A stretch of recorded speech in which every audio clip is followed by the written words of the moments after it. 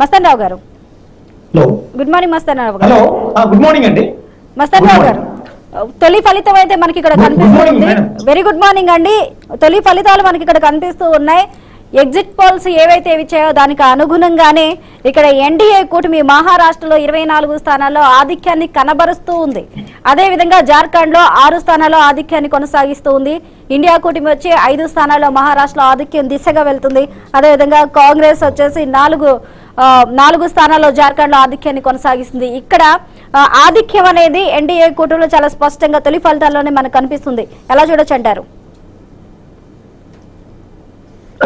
దానిలో ఉన్న పెద్దలకు, న్యూస్ వారికి, మీకు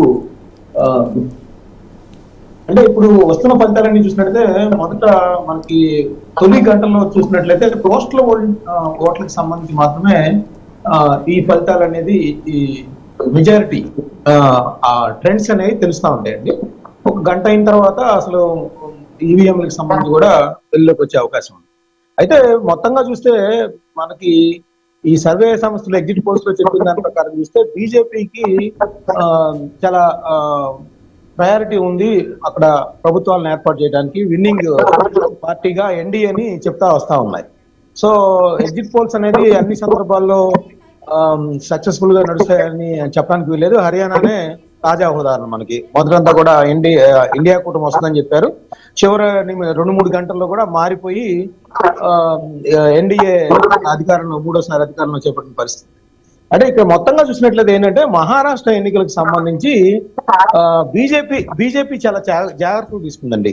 బీజేపీ చాలా జాగ్రత్తలు తీసుకుంది. ఎందుకంటే 6 నెలల క్రితం జరిగిన లోక్సభ ఎన్నికల్లో బీజేపీ కూటమి కేవలం 17 స్థానాలు మాత్రమే గెలుచుకుంది. అంటే దారుణంగా దెబ్బతింది అక్కడ. ఆ నేపథ్యంలో అక్కడ మహాగాడి కూటమి ఏదైతే ఉందో, మహావికాస్ అకాడమీ కూటమి ఏదైతే ఉందో, అది మొన్న లోక్సభ ఎన్నికల్లో చూసినట్టే రైతులు తీవ్ర స్థాయిలో దెబ్బ కొట్టారు. ఎందుకంటే అక్కడ ఉల్లిపాయ రైతులు కానీ, ప్రత్తి రైతులు కానీ, సోయాబీన్ రైతులు కానీ, వ్యవసాయం మీద ఆధారపడిన వాళ్ళంతా కూడా బీజేపీకి ఎగ్నెస్ట్ గా ఓటేశారు.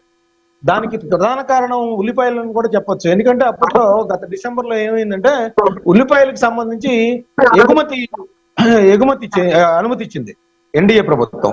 దాంతో అక్కడ ఉన్న రైతులందరూ కూడా ఎగ్నెస్ట్ అయ్యారు. ఆ ప్రభావం నేపథ్యంలో మేలో ఉల్లిపాయల మీద ఎగుమతుల్ని నిషేధించి మళ్ళీ యథాతథిగా చేసినప్పటికీ కూడా రైతులు శాంతించలేదు. రైతులు ఎన్డీఏకి వ్యతిరేకంగా ఓటేసిన పరిస్థితి ఉంది.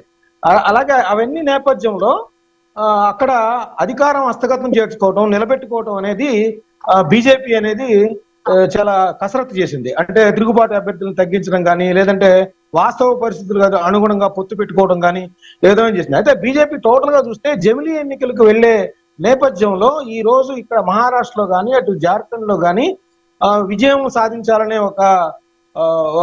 ఒక వ్యూహం ప్రకారం అది వెళ్ళిందని చెప్పొచ్చు మనం. అయితే ఇక్కడ మనం చూసినట్లయితే మహారాష్ట్రకి సంబంధించి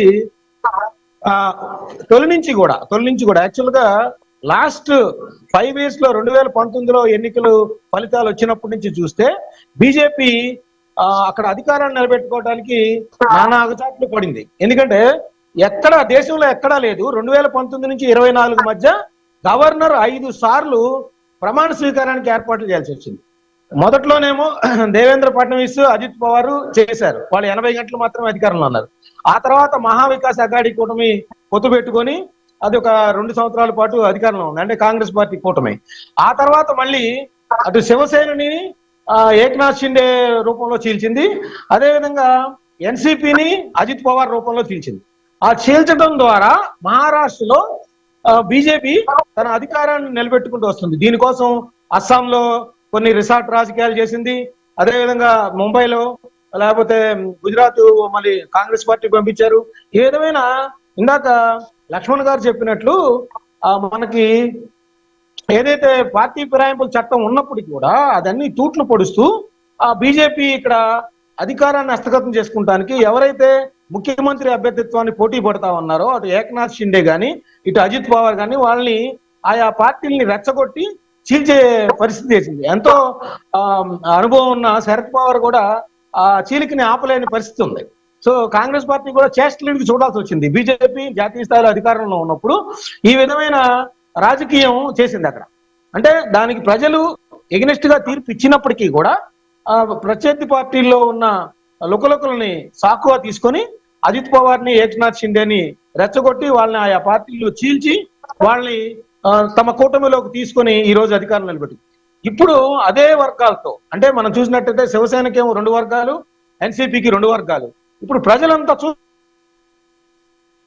చూస్తా ఉన్నారు. అంటే బీజేపీకి సంబంధించి ఏ విధమైన అంటే ఈ రాజకీయాలను వాళ్ళు హర్షిస్తారా లేదా స్థానికంగా శివసేన లేదా ఎన్సీపీ అజిత్ పవార్ వర్గం, ఏక్నాథ్ షిండే వర్గానికి మొగ్గు చూపుతారా, లేదా శివసేనకి సంబంధించి బాల్ ఠాక్రే వారసుడైన ఉద్ధవ్ ఠాక్రేని, అదేవిధంగా శరద్ పవార్ని అనుభవకుడైన ఆ పార్టీకి మొగ్గు చూపుతారా అనేది చూడాల్సిన అంశం అండి.